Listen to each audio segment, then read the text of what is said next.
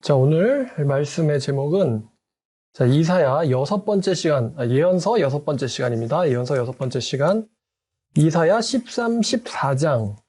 제목은 바벨론 멸망의 날, 여호와의 날이 온다입니다.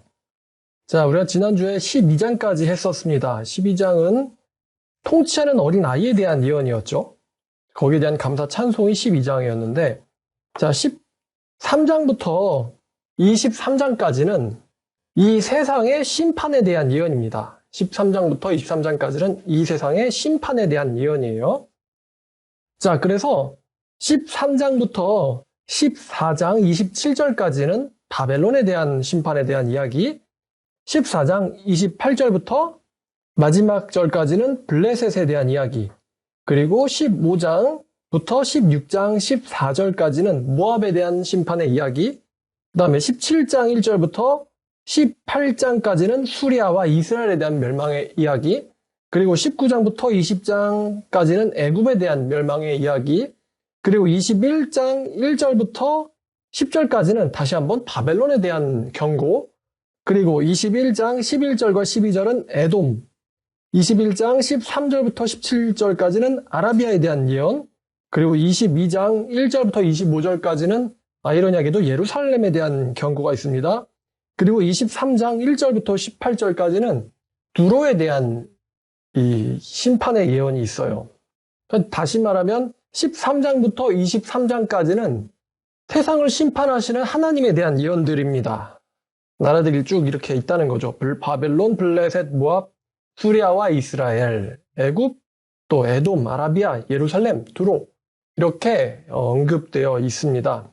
자, 그런데 이 중에 첫 번째로 등장하는 나라인 바벨론에 대해서 오늘은 이야기하려고 합니다. 사실 이렇게 멸망에 대한 이야기를 제가 다 짚지는 않을 것 같아요.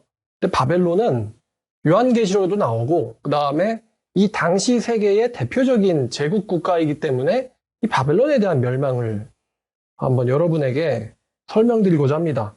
특히 이 13장과 14장에 나오는 바벨론에 대한 멸망의 이야기는 이사야 다른 부분이나 또 신약 성경에서도 언급되는 구절들이 있어요. 이제 직접 인용되기도 하고 좀 변형되어서 인용되기도 합니다. 그래서 여러분들이 신구약을 읽을 때 이사야 13장과 14장을 알고 계시면은 어느 정도 참고가 될 것 같아서 오늘은 이제 바벨론을 대표로 세상에 대한 심판, 특히 이제 바벨론 멸망의 날이라는 제목으로 여러분들에게 설교하려고 합니다. 자, 요는 13장부터 14장까지는 온 세계에 대한 하나님의 심판에 대한 이야기라는 것인데, 제가 언급한 나라들 있잖아요. 바벨론, 어디, 이런 나라들은요, 이 당시에 알려진 세계관입니다. 이 당시에 알려진 세계관이에요. 다시 말하면은 하나님께서는 온 세상을 심판한다는 말을 각각 나라들에 이제 해당해가지고 구체적으로 말씀하고 계신 것이죠. 오늘날에 이제 온 세상, 그럼 전 지구를 말합니다만, 이 당시에 이 세계관에서 바벨론부터 투로까지는 당시에 알려져 있는 세계를 가리킵니다. 자, 그래서 이 당시에 전 세계를 심판한다라는 말씀을 길게 하려고 있다는 것이죠. 여기서 사용된 용어나 문구들이 요한계시록에서 최후의 인류 심판에서도 다시 사용되기도 합니다. 자, 그리고 먼저 우리가 정리해야 될 선입견이 하나 있는데 14장에 아침의 아들 계명성이라는 킹제임스 버전으로 루시퍼라고도 나오는데요. 이 오해되는 부분이 바로 이 루시퍼라는 이름의 사탄을 하나님께서 정죄하셨다라는 부분으로 오해되는 성경이기도 합니다만, 지금 제가 여태까지 말씀드렸던 것처럼 13장부터 23장까지의 문맥을 보면은 하나님께서는 각 나라들을 심판하신다라고 지금 이야기하고 계시거든요. 그 문맥을 보면은 지금 이 문맥은 세계의 심판에 대한 이야기고, 또 14장은 바벨론 왕조 혹은 바벨론 왕에 대한 심판에 대한 이야기지 사탄 자체에 대한 이야기가 아니라는 것입니다. 사실 14장을 읽어보면은 이 바벨론 왕조가 정죄를 당하는 이유가 교만 때문이에요. 그리고 사탄도 교만하기 때문에 이 바벨론 왕의 정죄당하는 이유가 사탄이 멸망을 당해야 하는 이유와 이제 비슷해 보이기는 합니다만, 사실 14장을 자세히 이제 낫절을 하나하나 읽어보면은 이거는 사탄에 대한 이야기가 아니라 무덤을 가진 인간 왕들에 대한 이제 심판의 이야기임을 여러분이 아실 수가 있을 겁니다. 자, 그러면 이제 13장과 14장을 같이 문맥으로 세트로 읽어보겠습니다. 자, 13장 1절입니다. 아모스의 아들 이사야가 바벨론에 대해 받은 경고라. 자, 지금 이 전체 메시지의 서두의 제목이 주제가 나와 있죠. 자, 너희는 민둥산 위에 기치를 세우고, 기치는 깃발이라고 했습니다. 기치를 세우고 소리를 높여 그들을 부르며 손을 흔들어 그들을 존귀한 자의 문에 들어가게 해라. 즉 민둥산에 깃발을 세우다, 그리고 그들을 불러라. 이거는 지금 어떤 장면이냐면요, 군대를 소집하는 것과 같은 장면이죠.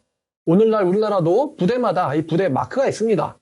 다시 말하면 이 깃발이라는 것은 부대를 가리켜요. 군대를 가리키죠. 그래서 하나님께서 군대를 소집하는 장면과 13장 2절이 얽혀 있습니다. 자, 3절, 내가 거룩하게 구별받은 자들을 명령하고 나의 위엄을 기뻐하는 용사들을 불러 나의 노여움을 전하게 하였느니라. 자, 여기서 하나님께서 말씀하십니다.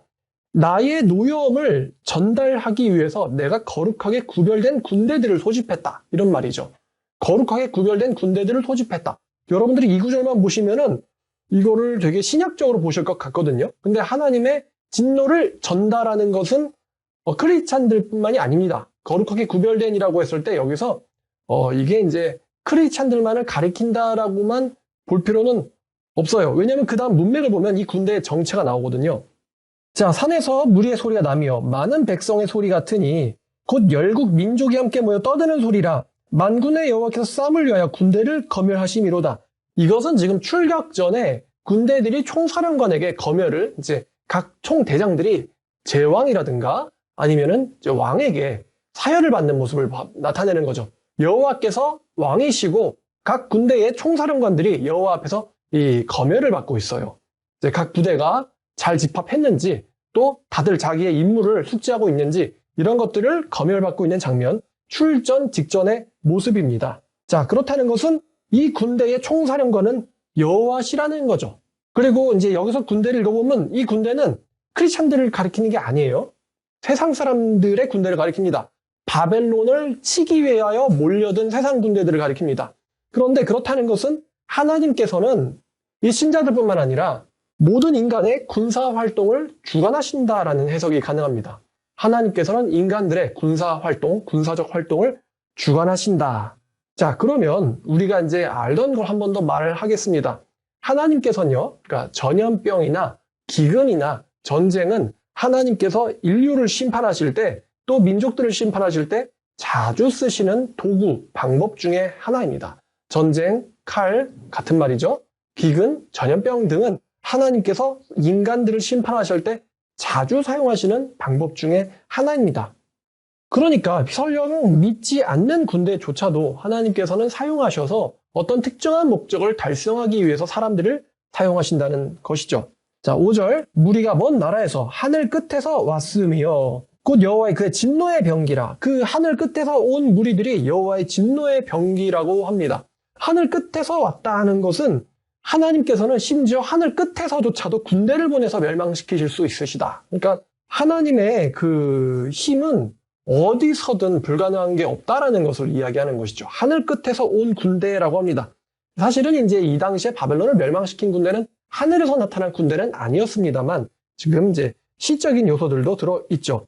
아이러니하지만요, 요한계시록에 가면은 하늘에서 이 그리스도의 군대가 등장합니다. 요한계시록 14장 1절입니다. 이런 구절들이 이사야의 말씀을 염두에 두고 기록된 것이라는 것을 우리 성도 여러분들도 아실 필요가 있어요. 자, 14장 1절.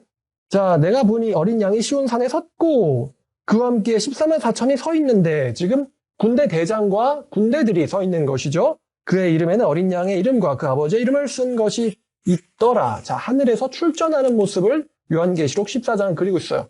자, 또 요한계시록 19장을 보겠습니다. 19장 11절입니다. 11절. 또 내가 하늘이 열린 것을 보니 보라, 백마와 그것을 탄 자가 있으니. 자, 하늘이 열렸고 어떤 군대가 출동합니다. 백마를 탄 자가 등장하죠.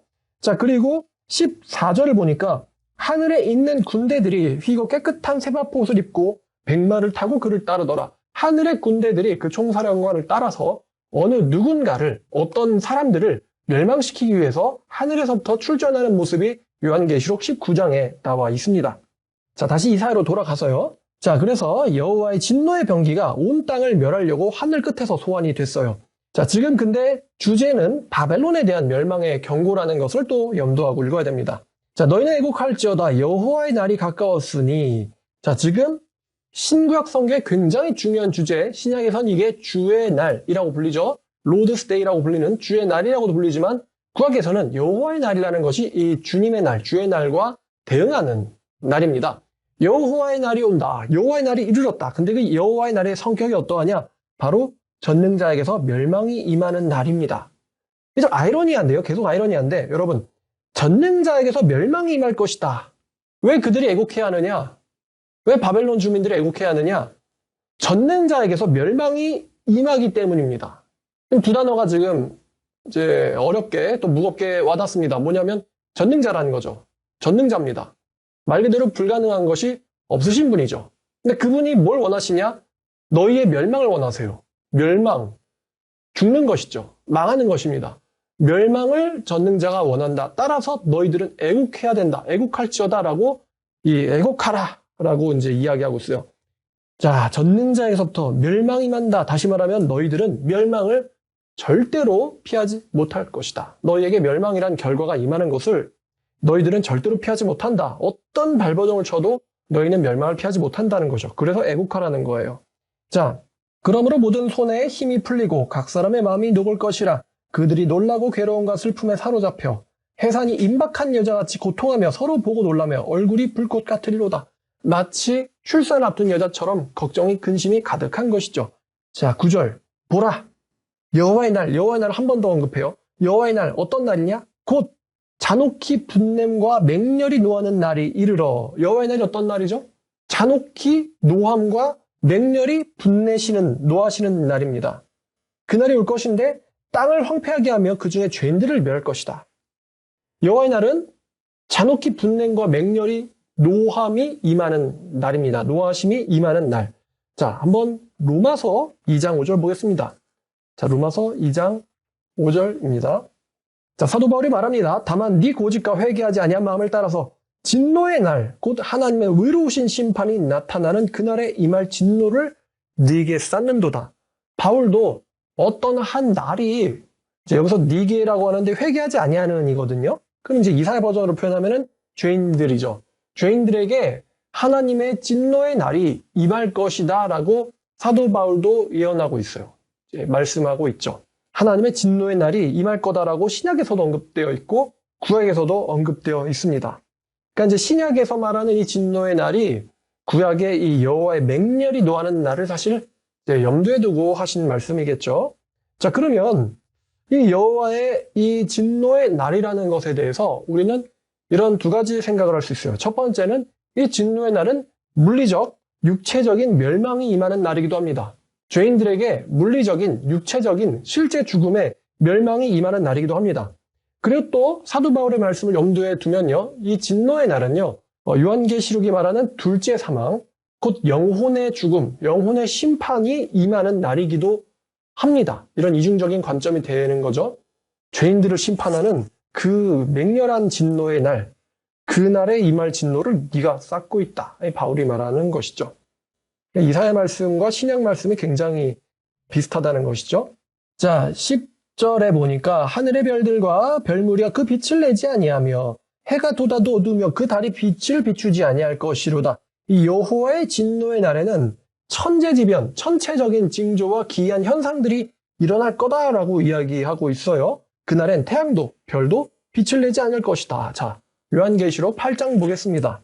여호와의 진노의 날이 오는 이 징조들이 있어요. 자, 8장 12절입니다. 넷째 천사가 나팔을 부니 해 3분의 1과 달 3분의 1과 별의 3분의 1이 타격을 받아 3분의 1이 어두워지니 낮 3분의 1은 비춤이 없고 밤도 그러하니라. 자, 9장 2절입니다.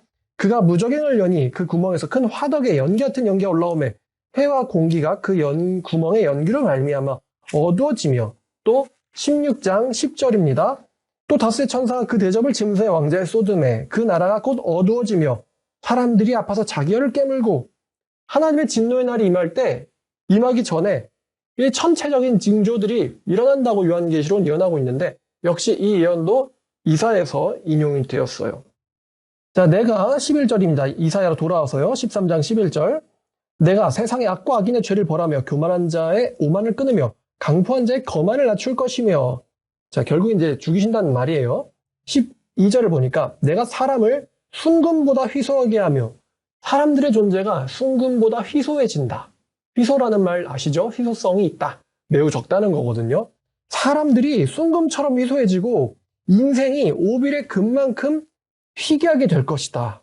그러니까 사람들이나 사람들의 인생이나 굉장히 희귀하게 될 것이다 라는 건 이제 천수를 누리고 사는 사람도 별로 없고 사람들 자체도 별로 없을 거라는 것이거든요. 왜냐하면 그만큼 하나님께서 인간들을 멸하실 것이기 때문이에요. 여담으로 이제 오빌의 금은요, 솔로몬이 성전 벽에 입힌 매우 고품질의 순금을 가리킵니다. 성전 벽에 입힌 매우 고품질의 순금이 바로 이 오빌의 금이에요. 자, 13절. 그러므로 나 여호와가 분하여 맹렬히 노하는 날에 하늘을 진동시키며 땅을 흔들어 그 자리에서 떠나게 하리니. 이거는 명백히 대지진을 가리키죠. 하나님의 진노의 날에는 천재지변, 천체적 현상들뿐만 아니라 대지진도 일어난다. 근데 사실 바벨론 제국이 멸망당할 때 대지진이 일어났었는지에 대해서는 사실은 좀 명확하지는 않죠. 이에 대해서는 제가 이따가 설명드리도록 하겠습니다. 자, 그래서 이 바벨론의 이 엄청난 진노의 날이 어떻게 임하느냐? 그들이 쫓긴 노루나 모으는 자 없는 양같이 각기 자기 동족들에게 돌아가며 각기 본향으로 돌아갈 것이나 도망할 것이나 만나는 자마다 창에 찔리겠고 잡히는 자마다 칼에 죽을 것이며. 굉장히 참혹한 전쟁의 참상이죠. 여러분, 전쟁 때 우리가 지금 러시아전에서도 러시아 우크라이나 전에서도 우크라이나 시민들이 어떻게 잔인하게 죽임을 당했는지 이 러시아 군들의 만행에 대해서 우리가 보고 있고, 특히 러시아 사람들은 이제 한국에서도 종종 관찰되기도 하고요. 또 우리나라랑 가까운 나라기도 합니다, 러시아가. 근데 어떻게 러시아 이제 같은 사람인데 전쟁할 때 저렇게 사람들이 잔인해질 수 있을까? 여러분들 그런 생각 한 번쯤 해보실 수 있을 거예요. 근데 여기도 그런 장면이 나와요.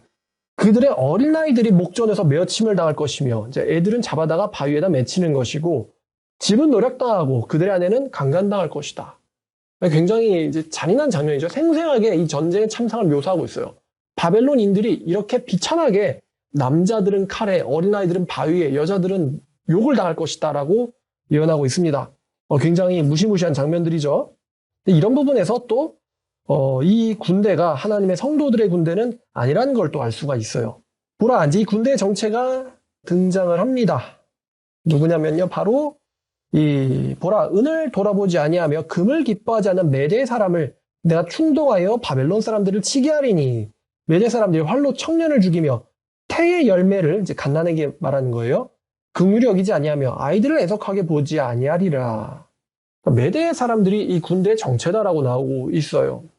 그 메대라는 나라에 대해서 이야기해드리면요, 메대는 이 당시에는 엑바타나가 수도였습니다. 그래서 바벨론의 이 전신격 제국인 아수르 제국도 이 메대를 굉장히 경계했어요. 위험한 나라라고. 그런데 이 메대 사람들이 바벨론을 멸망시킨다.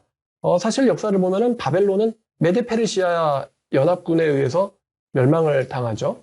근데 성경이 지금 바벨론은 메대에 의해서 멸망당한다라고 이미 100년도 전에 예언을 하고 있다는 점이 참 이렇게 놀랍죠. 그래서 어떤 사람들은 이제 하나님의 전지성을 믿지 않는 사람들은 이게 이사야가 예언한 게 아니라, 그러니까 바벨론이 멸망하고 나서 어떤 이스라엘 사람들이 그냥 이제 거짓으로 만든 책이다 이렇게 말하는 사람도 있어요.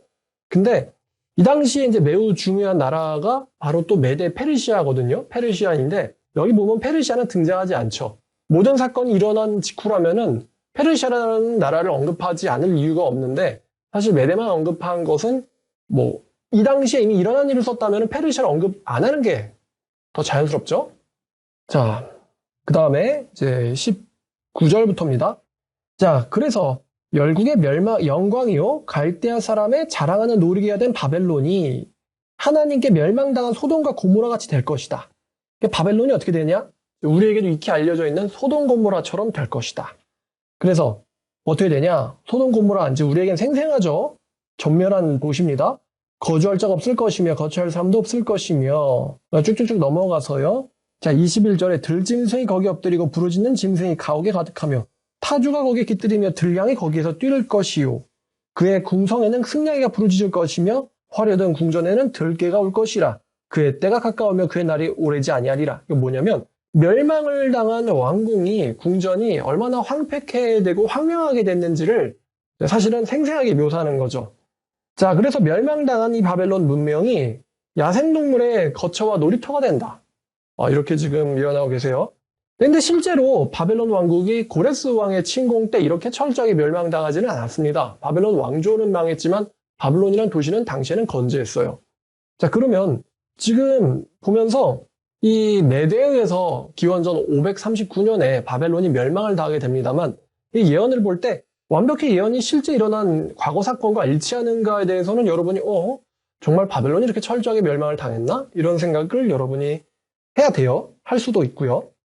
자, 그래서 이제 그럼 바벨론을 이 당시에 세상 문명의 꽃이라고 불릴 정도인데 이 바벨론의 문명이 어떻게 황폐하게 멸망되는지를 굉장히 생생하게 묘사함으로써 이제 13장이 끝나요. 자, 그 다음에 14장 1절부터 4절까지는 구원에 대한 이야기가 아주 짧게 등장합니다. 여호와께서 야곱을 긍휼히 여기시며 이스라엘 다시 택하여 그들의 땅에 두시리니 나그네 된 자가 야곱 족속과 연합하여 그들에게 예속될 것이며 민족들이 그들을 데리고 그들의 본토로 돌아오리니 야곱이 돌아오게 된다. 이스라엘 족속 여호와의 땅에서 그들을 얻어 노비로 삼겠고 전에 자기를 사로잡던 자들을 사로잡고 자기를 압제하던 자들을 주관하리라. 잡혀갔던 자들이 돌아온다. 이게 14장이에요. 여호와의 구원이 다시 야곱에게 임한다. 그 바벨론 멸망의 결과 사로잡혀갔던 포로들이 돌아오게 된다. 유다 지파도 돌아오고 이스라엘 족속도 돌아온다. 그리고 그들은 자기들을 지배했던 그들을 지배할 것이다. 자기들을 지배했던 그들을 지배할 것이다. 근데 이스라엘 백성들이 시온으로 바벨론에서 예루살렘으로 돌아오고 나서 이스라엘 백성들이 바벨론 사람들을 지배했느냐에 대해서는 정말 지배한 것 같진 않은데 라고 여러분들은 생각할 거예요. 자, 근데 요한계시록 보죠. 요한계시록 2장 26절과 27절입니다. 사실 이 신자들의 지배에 대해서는 요한계시록은 자주 언급합니다만 이 부분만 얘기하도록 할게요. 계시록 2장 26절입니다. 이기는 자와 끝까지 내 일을 지키는 그에게는 만국을 다스리는 권세를 주리니 그가 철장을 가지고 그들을 다스려 질그릇 깨뜨린 것 같이 하리라. 나도 내 아버지께 받은 것이 그러하니라. 이기는 자에게는 만국을 다스릴 것인데, 다스릴 권리를 줄 것인데, 그 다스리는 자들이 만국을 철장으로 깨뜨리듯 할 거다라고 요한계시록에 예언이 되어 있어요. 자, 그 다음에 14장 4절부터는 바벨론 왕에 대한 애가입니다. 바벨론 왕에 대한 애가. 자, 여기서 어떤 바벨론 왕에 대한 예언인지는 사실은 논쟁도 있고 논란의 여지가 많아요. 어떤 바벨론 왕을 가리키는 거냐? 성경이 그 바벨론 왕에 대해서 특정하지 않고 있습니다. 따라서 우리가 어떤 바벨론 왕에 대한 애가구나라고 특정하는 것은 사실은 어려워요. 그래서 일반적인 바벨론 왕조에 대한 애가라고 보시면 됩니다. 자, 너는 3, 4절입니다. 여호와께서 너를 슬픔과 공고와 및 네가 수요구하는 고역에서 누우시고 안식 주시는 날에 바벨론 왕에 대하여 너는 이 노래를 지어 이르기를. 자, 바벨론 왕에 대한 애가요, 노래라고 하죠. 압제하던 자가 어찌 그리 그쳤고 강포한 성이 어찌 그리 패하였는고. 여호와께서 악인의 몽둥이와 통치의 규를 꺾으셨도다. 이 바벨론 왕의 통치와 규를 꺾으셨다. 그들이 분노하여 여러 민족을 치되 치기를 맞이 아니하였고 노하여 열방을 억압하여도 그 억압을 막을 자 없었더니. 바벨론 왕조가 이렇게 폭력적이었는데 이제는 온 땅이 조용하고 평온하니 무리가 소리 높여 노래하는도다. 이 바벨론 왕조가 명하니까 멸망을 당하니까요. 이제 세상 사람들한테서 노래가 나오는 거예요. 향나무와 레바노의 백향목도 너로 말미암아 기뻐하여 이르기를 네가 넘어져 있은즉 올라와서 우리를 베어버릴 자 없다 하는도다. 그러니까 지금 이 백향목과 향나무를 지금 사람을 가지고 빗댄 거죠. 우리를 베을 자 없다. 아래 수올도 지옥이 수올은 무덤이에요. 무덤이 너 때문에 소동하여 네가 오는 것을 영접하되 그것이 세상의 모든 영웅을 너로 말미암아 움직이게 하며 열방의 모든 왕을 그들의 왕자에서 일어서게 하므로 그들이 다 네게 말하여 이르기를 너도 우리같이 연약하게 되었느냐. 이제 그 얘기는 너도 우리처럼 죽었느냐 이거죠. 바벨론 왕조에 대해서 바벨론에 의해서 멸망당하는 왕조가 조롱을 하는 거예요. 네가 그렇게 죽이더니 너도 죽었느냐 하리로다. 자, 그들이 다 네게 대하여 말하기를 너도 우리가 10절 설명드렸죠. 바벨론의 멸망을 바벨론이 멸망시켰던 다른 왕조와 왕들도 조롱한다. 자, 11절. 네 영화가 수월에 떨어졌으며 너의 영화가 무덤에 떨어졌다는 거예요. 네 비파소리까지 떨어졌도다. 구더기가 네 아래 깔리며 지렁이가 너를 덮었도다. 구더기가 네 등을 다니게 될 것이고 네 얼굴에는 지렁이가 다니게 될 것이다. 구더기와 지렁이 다 분해시키는 곤충들이죠. 자, 참고로 마가복음 9장 보죠. 9장 48, 9절입니다. 마가복음 9장 48, 9절. 거기에는 구더기도 죽지 않고, 거기 어디냐면 앞에 있는 지옥을 말해요. 거기에는 구더기도 죽지 않고 불도 꺼지지 아니하느니라. 사람마다 불로써 소금 치듯함을 받으리라. 야, 지옥에는 구더기도 죽지 않고 불도 꺼지지 않는다. 이사 있는 말씀을 인용하신 것이죠.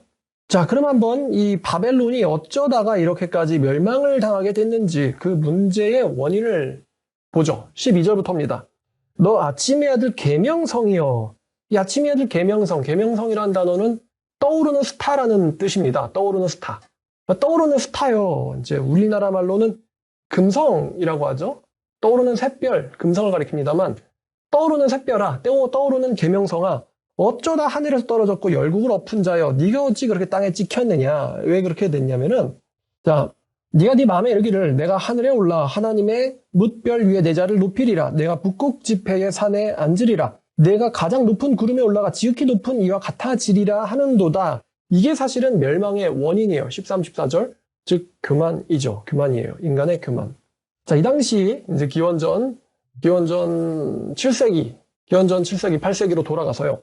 이 당시에 이 세상의 신화, 가나안 신화에서 가나안의 신들은 북쪽 산에서 집회를 합니다. 여러분들이 아실 것 같은데 그리스 신들은 어느 산에서 집회를 하죠? 올림포스 산에서 집회를 합니다. 신들이 집회하는 게 북쪽 산이에요. 이 당시에 알려진 신화에서 그렇습니다. 시편 48편을 보면요. 거기서 여호와께서도 거룩한 산에 계세요. 성경이 베낀 건 아니겠죠. 세상 신화가 성경을 베낀 걸 것입니다. 자, 그런데 이제 13절에 우리가 13절에 보니까 하나님이 등장하잖아요. 하나님. 근데 여러분 하나님에 해당하는 히브리어는 엘로힘이죠. 엘로힘. 근데 여기서 원어에 쓰인 히브리어는 엘입니다. 엘이라는 단어도 하나님을 가리키긴 합니다만 제가 재밌는 이야기를 해드리면요. 이 엘은요. 성경에서 하나님을 가리키는 말이기도 하지만 특별히 바알신의 자폰산의 집회를 주관하는 신의 이름이 또 엘입니다. 엘. 바알신의 자폰산의 집회를 주관하는 신의 이름이 또 엘이에요. 이것도 되게 재밌습니다. 그러니까 우리는 이거를 바벨론 왕이 여호와 하나님이랑 비교해보려고 했구나 이렇게 해석할 수도 있는데요. 여기서 엘은 바벨론 왕의 이 바알신의 집회의 신을 주관하는 엘이라는 신을 가리킬 수도 있다는 거 이렇게 염두해 주세요. 어쨌든 이 바벨론 왕의 마음속에 있는 그 신이란 존재가 여호와 하나님이든 아니면은 그 당시 왕조에게 알려진 엘이라는 신이든 어찌됐든 이 바벨론의 왕조가 인간이면서도 하나님과 어떤 전능한 존재와 비교해보려고 한다는 거. 그게 이제 멸망의 원인입니다. 멸망의 원인이 하나님과 같이 되려는 거. 창세기 3장 5절은 매우 유명하죠. 한번 읽어볼게요. 자, 사탄이 이렇게 말하죠. 너희가 그것을 막는 날에는 너희 눈이 밝아져 하나님과 같이 되어 선악을 알 줄을 하나님이 아심이라. 하나님과 같이 된다. 이게 굉장히 달콤한 유혹이죠. 피조물인데 창조주같이 될 수 있다. 이게 피조물의 어떤 꿈 아니겠습니까? 피조물의 그 오만한 피조물의 꿈일 것입니다. 요즘 사람들 보면 요즘 사람들은 신이 없다고 하죠. 왜냐하면 신의 자리에 본인들이 올랐다고 생각하기 때문입니다. 신의 자리에 우리가 올랐다. 우리는 신이 필요 없다. 우리는 생명과 생사화복. 그러니까 우리는 생명과 죽음을 우리가 컨트롤할 수 있다. 우리는 행복을 우리가 컨트롤할 수 있다. 나의 기쁨을 내가 컨트롤할 수 있다. 그것을 부여하는 게 바로 나야. 왜냐하면 나는 신이니까. 오늘날 사람들의 삶의 태도는 자신이 신이라는 것이죠. 오늘날 사람들에겐 더 이상 이제 현대인들이에요. 종교도 필요 없고 하나님에 대한 절대적인 신앙도 필요 없고요. 오늘날 사람들한테 필요한 거는 자기가 신이라는 신념이죠. 사실 그러나 그것은 이태원 사건 보시면 아시겠지만 사람들은 까릴 때 신이 아닙니다. 사람이지. 어느 누구도 멸망을 막을 수는 없어요. 자, 그렇듯 자신이 신이라고 외치는 사람들 혹은 이제 정치 지도자들 있죠. 김정은 같은 사람도 대표적일 것이고요. 푸틴도 사실은 신같이 행동하지 않습니까? 자기가 신인 줄 알죠? 시진핑은 어떻습니까? 자기가 신인 줄 압니다. 근데 그렇게 행동하는 사람들의 끝이 어떠냐? 이 바벨론 왕조의 멸망과 같다는 것이죠. 교만이 바로 이 멸망의 선봉이에요.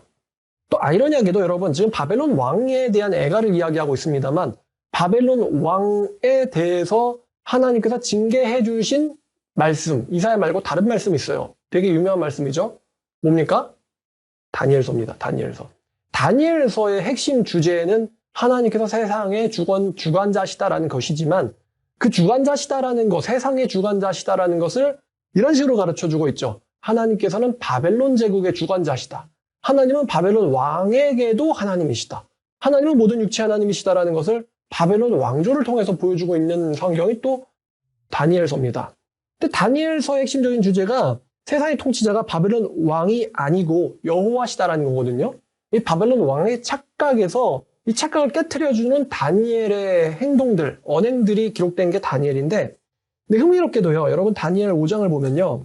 자, 느부갓네살은 다니엘한테 3번씩이나 참 하나님은 네가 아니라 여호와시다라는 것을 교육을 받았어요. 교육을 받았습니다. 그런데 이 다니엘서의 5장에 나오는 마지막 왕 벨사살이죠.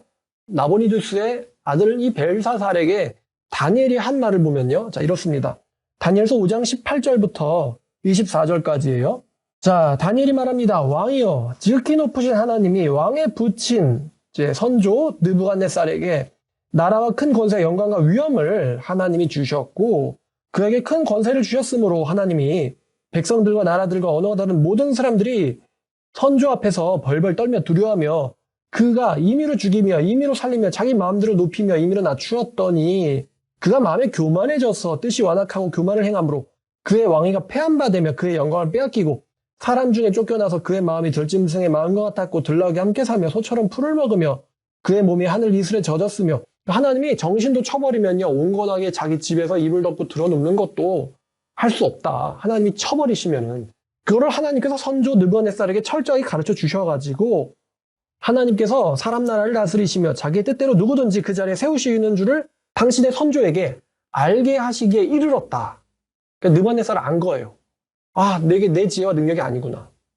하나님의 작정하심에 내가 좌지우지되는 거구나. 진짜 왕은 그분이시구나를 알게 이르렀는데 근데 벨사살이요. 당신은 그의 아들, 그의 자손이 되면서도 벨사살과 느부갓네살은 부자지간이 아니에요. 선조와 후손의 관계죠. 아들이란 단어에는 후손이란 의미도 있습니다. 당신은 그의 자손이면서도 이것을 다 알고도 안다고 말하죠.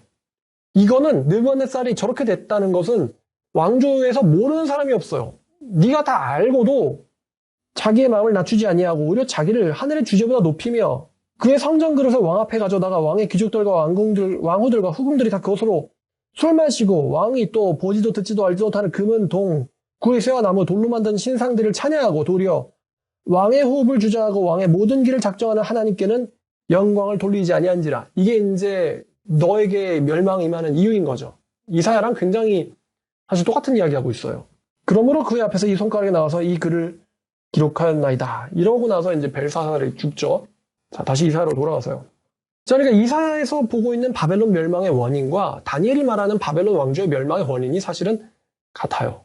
하나님과 비교보려고 그리고 하나님을 대적하고 자신을 낮추지 않았다. 그러니까 하나님께서 마음대로 정치 지도자를 세우시고 패하기도 하시고 그 왕좌를 누구에게 주기도 하시고 빼앗기도 하시고 느부갓네살이 경험한 것처럼 하나님이 정신 쳐버리면 어떻게 정신병자가 왕위를 맡겠습니까? 그러니까 왕위를 맡는 것도 자기 마음대로 안 된다는 것을 가르쳐 주신 거거든요.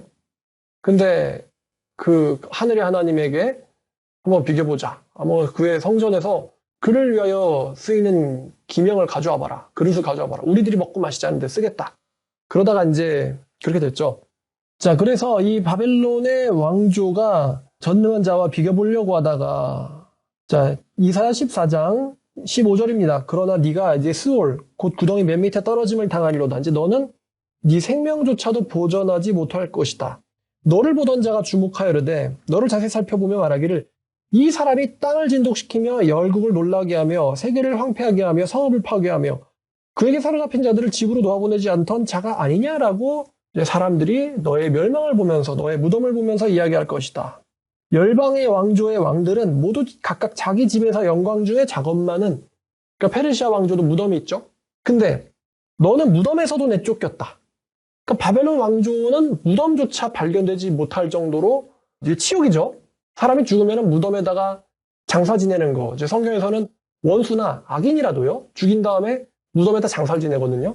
근데 무덤에 장사조차 지냄을 받지 못한다는 건 굉장한 치욕이에요. 죽었는데 무덤도 없다. 너는 무덤에서도 내쫓겼으니 가지한 나무가지 갖고 칼에 찔려 돌구덩이에 떨어진 주검들에 둘러싸였으니 밟힌 시체와도 같도다. 그러니까 여기서 땅의 왕들과 바벨론의 왕조가 비교되고 있죠. 그래서 이제 루시퍼가 아니라는 거예요. 사탄의 이름이 루시퍼도 아니고 사탄도 아니라는 거. 자, 네가 네 땅을 망하게 했고 네 백성을 죽였으므로 그들과 함께 안장되지 못할 것이니 악을 행하는 자들의 후손은 영원히 이름이 불려지지 아니하리로다 할지니라. 이렇게 바벨론 왕조의 멸망을 보면서 사람들이 교훈을 삼고 놀릴 정도로 바벨론 왕이 철저하게 멸망당할 것이다. 이렇게 지금 계속 이야기하고 있어요. 자, 21절 너희는 그들의 조상들의 죄악으로 말미암아 그 자손 노력하기를 준비하며 그들의 조상들의 죄악으로 말미암아 그들의 자손 노력하기를 준비하며 그들이 일어나 땅을 차지해 성읍들로 세상으로 가득하지 못하게 하라. 그러니까 이제 바벨론 왕조를 멸망시킬 출전 준비를 해라. 다시 이제 13장의 내용으로 돌아가는 거죠. 만군의 여호와께서 말씀하시되 내가 일어나 그들을 쳐서 이름과 남은 자와 아들과 후손을 바벨론에서 끊으리라. 나 여호와의 말이니라. 그러니까 지금 어떤 특정한 사람을 가리키는 게 아니죠. 그들을 끊으리라. 바벨론 왕조의 멸망을 가리키고 있습니다. 나 여호와의 말이니라.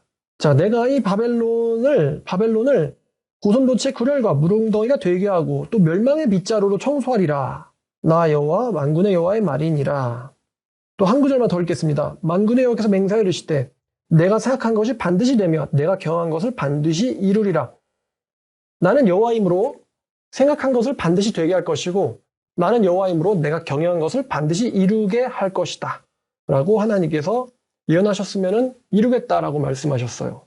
이 말은 내 예언에는 한치의 물러섬이 없다라는 것이죠. 내 예언에는 한치의 물러섬이 없다. 자, 지금 우리가 13장과 14절 거의 하반부까지를 봤어요. 바벨론 멸망에 대해서 봤죠. 이 13장, 14장의 놀라운 예언들에게는요, 몇 가지 특징이 있어요. 첫 번째는 이 예언이 역사와 일치됐다는 점입니다.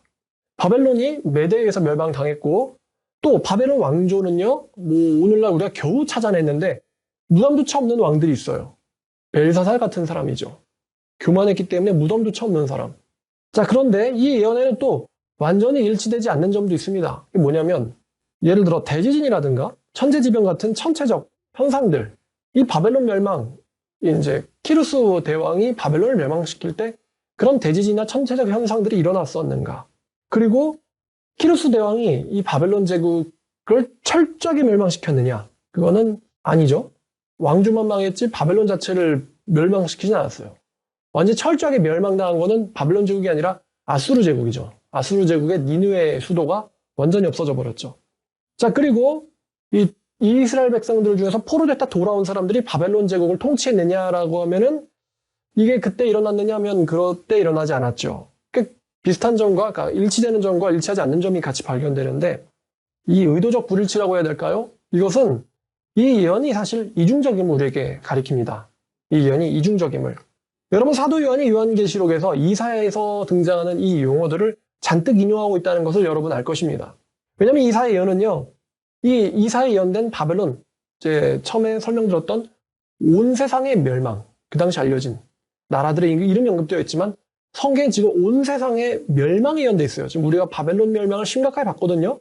근데 이 심각한 내용들이 바벨론 제국에만 한정되진 않습니다. 바벨론부터 아수르, 또 블레셋, 또 모압, 또 나중에는 두로까지 그 당시 알려진 모든 세계관이 다 들어가요. 모든 세계 멸망이 이 예언이 완전히 성취되게 되는 것은 사실은 이때가 아니라 종말 때라는 것입니다. 종말 때. 이 온 세계의 멸망은 종말의 날에 완전히 이루어진다. 신약의 사도들이 하나님의 날은 갔고 더 이상 오지 않는다라고 말하지 않는 거예요. 주의 날이 도둑처럼 올 것을 너희가 알고 있다. 다시 말하면 주의 날은 아직 오지 않았다는 것이죠. 여호와의 날은 아직 오지 않았다. 즉 이 여호와의 날, 하나님의 분노와 진노의 날은 예수님의 재림하는 그날 완전히 성취될 거라는 것입니다. 예수님의 재림 때 완전히 성취된다. 어떤 사람들은 여호와께서 사랑만 하시고 노하시지 않는 분이라고 잘못 가르치는 사람들이 있습니다. 그렇게 가르쳐서 죄로부터의 이 거리를 그러니까 죄 지어도 괜찮아. 이런 식으로 죄로부터 떨어지려는 것을 막으려고 하는 사람들이 있죠. 하나님 사랑이시니까 다 용서해 주신다. 그러나 신구약 성경 모두 다 일관되게 하는 것은 여호와의 날은 용서의 날이 아니라 멸망과 진노의 날이라는 것입니다. 사도 바울과 또 이사야의 일관된 주장입니다. 자, 그러면 우리가 이런 질문을 할 거예요. 지금 우리는 다니엘서를 알고 있습니다. 바벨론의 교만이 바벨론의 멸망을 끌어들였다라는 다니엘의 가르침, 말씀. 근데 어째서 인간은 멸망을 경험하고도 왜 인간 역사가 똑같이 반복될까라는 것이죠. 자기를 왕이다, 하나님이다, 신이다라고 주장하다 멸망한 왕조들이 있죠. 그런데 그런 어리석은 교만은요, 한 번으로 끝나지 않고 계속 반복됩니다. 우리는 이러한 것들을 우리 바로 주변 국가인 중국이나 러시아나 북한에서 발견할 수 있어요. 또 일부 사이비 종교에서도 내가 하나님이다, 내가 교주다, 내가 메시아다 이런 식으로 주장하다가 죽음을 면치 못하는 그런 예를 들어 내가 하나님이라는데 심장 발작으로 죽는 사람들 굉장히 재밌죠? 내가 하나님이라는데 라면 먹다가 갑자기 쓰러져 죽는 사람들 굉장히 어처구니 없게 죽음을 맞이하죠. 하나님께서 굉장히 기가 막히게 인간에게 죽음을 가져오신다는 것을 우리는 알고 있죠. 근데 왜 인간들은 이 어리석은 교만을 반복하느냐? 이게 참 놀라운 또 이해하기 어려운 질문입니다. 왜 인간들은 어리석은 멸망을 반복하는가? 왜 또 인간들은 멸망을 자처하는가? 왜 반복된 멸망을 자처하는가? 왜 어찌하여 인류의 역사는 2700년 전이나 2000년 전이나 지금이나 왜 비슷하게 놀랍게 반복되어져 가느냐? 로마 황제도요, 로마 제국에 나중 가면 자기들이 신이라고 주장하다가 어떻게 됩니까? 결국 멸망을 면치 못해요. 왜 인간의 역사는 비슷하게 반복되는 것이냐? 우리는 이 질문에 대해서 어떤 정답을 내릴 수가 없어요. 인간적인 생각으로는 말입니다. 그러나 분명한 건 뭐냐면 하나님께서는 기원전에 일어난 바벨론의 제국의 멸망 때에도 또 온 세상의 종말의 날 때에도 하나님께서 그 멸망을 하시기를 원하신다는 것입니다. 왜냐하면 하나님께서 사람의 마음을 주관하시기 때문이에요. 이사야 13장 보니까 하나님께서는 크리스찬들이 아니죠. 메대 민족들을 사용해서 바벨론 멸망을 주관하십니다. 그러면서 그 메대 민족을 가리켜서 내가 거룩하게 구별한 자들이라고 그 메대 군을 그렇게 하나님께서 부르시죠. 하나님은 신자들의 마음뿐만 아니라 불신자들의 마음조차도 불신자들의 민족의 역사의 흐름마저도 하나님께서는 지배하시고 다스리신다는 것을 우리는 성경을 통해서 알게 됩니다. 왜 인간들은 반복된 멸망을 자처하는가? 하나님께서 예언하셨고 내가 뜻을 세웠고 경외한 것을 내가 이룰 것이다 라고 말씀하셨기 때문이죠.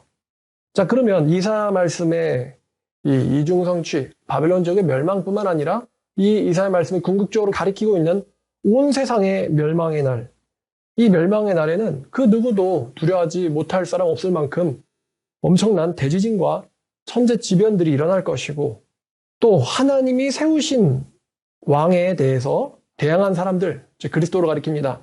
그리스도에게 대항한 사람들, 하나님과 맞먹으려고 했던 사람들에 대한 철두철미한 응징이 앞으로 올 여호와의 진노의 날에 일어날 것입니다. 그들은 육체적으로 죽임을 당해도 완전히 생각이 정지하지 않을 것이고요. 불못과 영원히 죽지 않은 벌레들 가운데서 영원히 고통받게 될 것입니다. 그 하늘 끝에서 날아온 군대들에 의하여 이 세상의 왕들은 응징될 것이고 하늘의 군대는 온 세계를 통치하게 될 것입니다. 그리하여서 이사야가 예언한 이 모든 말씀들은 그날에 완전히 성취되게 될 것입니다. 우리는 기원전 539년에 있었던 바벨론의 멸망을 통해서 이사야의 말씀은 헛된 말씀이 아니다 라는 것을 기억해둬야 될 것입니다. 왜냐하면 하나님께서 예언하셨고 이루셨거든요. 그렇다는 건 그 예언이 다시 한번 전 세계를 멸망시킬 것이라고 말하고 있는 이상 우리 역시 깨어서 두려워해야 하기 때문이죠. 한 번 일어났는데도 두 번째는 일어나지 않겠지라고 생각하는 사람은 어리석은 사람들입니다. 그때 철저하게 멸망됐던 것처럼 앞으로 전 지구적인 멸망은 더 심각하게 우리에게 다가올 것입니다. 물론 지금 현실적으로 현대인들은 하나님을 필요로 하지 않습니다. 그거는 그들에게 힘이 있다고 착각하기 때문이거든요. 근데 자기들이 얼마나 미약하고 무력한지 사람들이 이태원 참사에서 느꼈지만요. 미약하고 무력한지를 모든 인류가 하나님을 대적하고 하나님과 맞먹으려고 했던 모든 인류가 느끼게 될 그날에는 하나님의 심판을 피할 자가 아무도 없을 것입니다. 그래서 이 말씀을 우리가 이사야 말씀을 보면서 야, 하나님께서 바벨론을 얼마나 철저히 멸망시켰느냐. 이사야와 다니엘을 오늘 봤죠? 그러니까 여러분들이 알고서도 다니엘이 한 말이에요. 당신은 이 모든 걸 알고서도 하나님을 두려워하지 않아서 당신에게 멸망이 선고되었다. 라는 그 예언이 우리들에게 임하지 않도록 여러분들은 하나님을 두려워하셔야 될 것입니다. 자, 오늘 말씀 여기까지 여호와의 날이 온다. 바벨론 멸망의 날에 대해서 이사야 말씀 13, 14장을 가지고 같이 나눠 보았습니다. 여기까지 하겠습니다.